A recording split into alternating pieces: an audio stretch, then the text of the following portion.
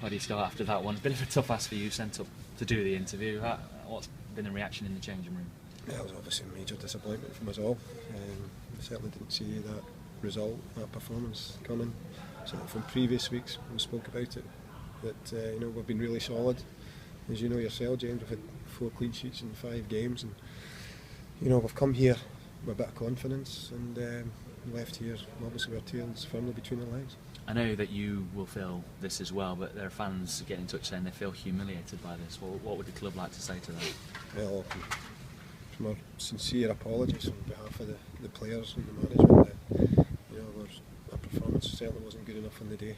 We've come down here, as I said earlier, with a bit of confidence, and we've been well and truly beaten.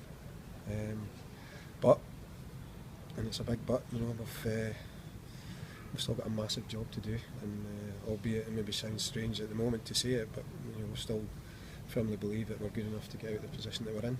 I know people say, oh, after that performance it didn't look like it, but which I can take that. But like I say, we have to regroup.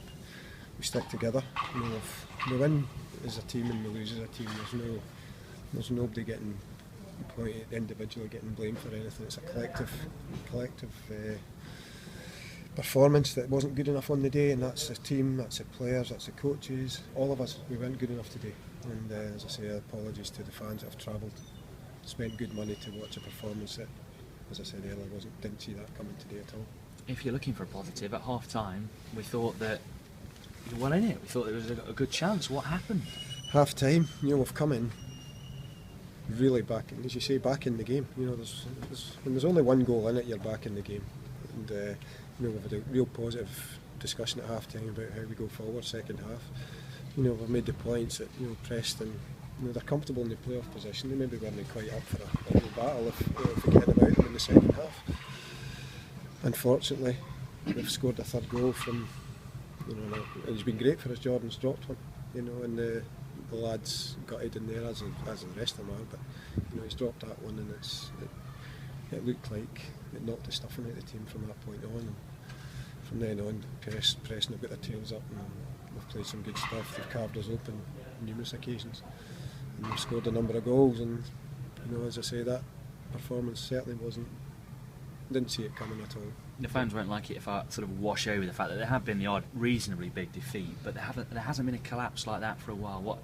How concerning is it that it did fall apart as badly as it did in the end? Yeah, it's concerning. Obviously, it's concerning at this stage of the season. There's only 5 games to go, but it's a major disappointment. Their goal difference is severely affected with that as well. But we've said all along that as a group we have to stick together, and to start pulling bits apart from the group that we've got. When I say the group, I mean the management, staff, the players. We don't start peeling people away and criticising individuals. We've come here today.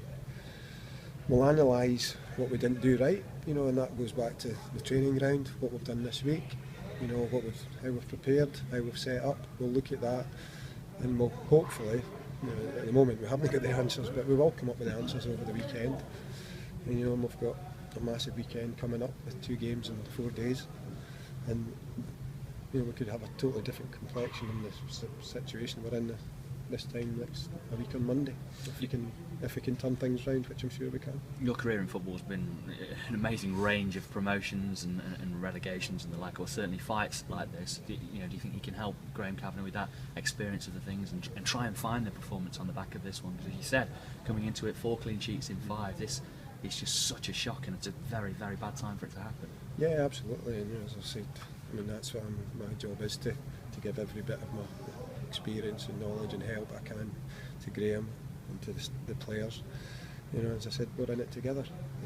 That's what, when you end up in coaching and management, it is down to the fact you've had experiences that you can use, hopefully to the benefit of the group.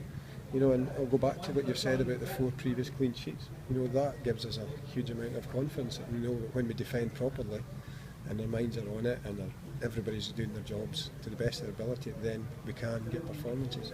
We've played a really good footballing team last week in Swindon, and we got a great result.